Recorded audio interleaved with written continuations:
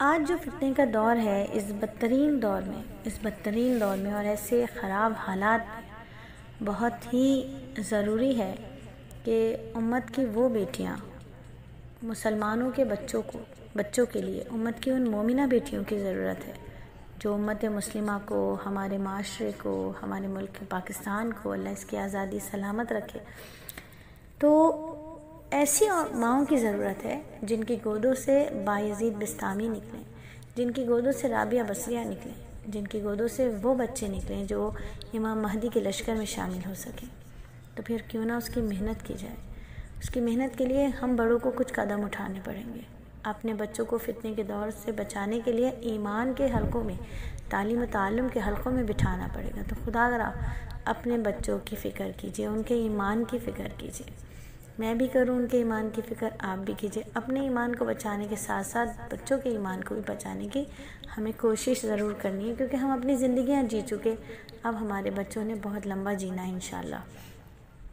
تو پھر کیوں نہ انہی لوگوں کے بارے میں پڑھا جائے، انہی لوگوں کے بارے میں سیکھا جائے، انہی لوگوں کے بارے میں جانا جائے جو اللہ کے قبول و مقبول ٹھہرے تھے، وہ جن سے اللہ راضی ہوئے تھے اور وہ اللہ سے راضی ہوئے تھے۔ آج جن صحابیہ کی ہم بات کریں گے، سب سے پہلے جن کی سیرت کو ہم یہاں پر آپ کے سامنے گوش گزار کریں گے آپ کے، وہ ہیں سیدہ اسماء بنت ابی بکر صدیق رضی اللہ تعالی عنہ، ام عائشہ رضی اللہ تعالی عنہ کی بہن۔ خاندانی پس منظر کی اگر بات کریں تو نام ہے ان کا اسماء، والد کا نام سیدنا ابو بکر صدیق رضی اللہ تعالیٰ عنہ، جو ہجرت کے وقت رسول اللہ کے رفیق سفر اور غار ثور کے دوسرے مکین تھے۔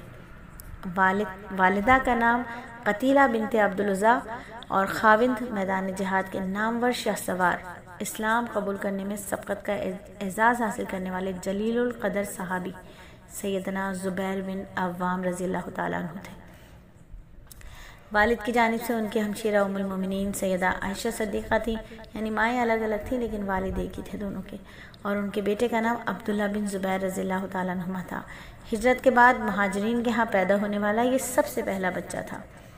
ان کے والد نے ان کی والدہ قتیلہ کو زمانہ جاہلیت میں طلاق دے دی تھی۔ جب سیدنا ابو بکر صدیق رضی اللہ تعالیٰ عنہ نے اسلام قبول کر لیا تو اپنی رفیقہ حیات ام رومان اور ان کے بدن سے پیدا ہونے والی اولاد کو اسلام کی دعوت دی، تو انہوں نے ان کی بیٹی سیدہ عائشہ رضی اللہ تعالیٰ عنہ نے اسلام قبول کیا۔ البتہ ان کے بیٹے عبد الرحمن نے اسلام قبول کرنے سے انکار کر دیا۔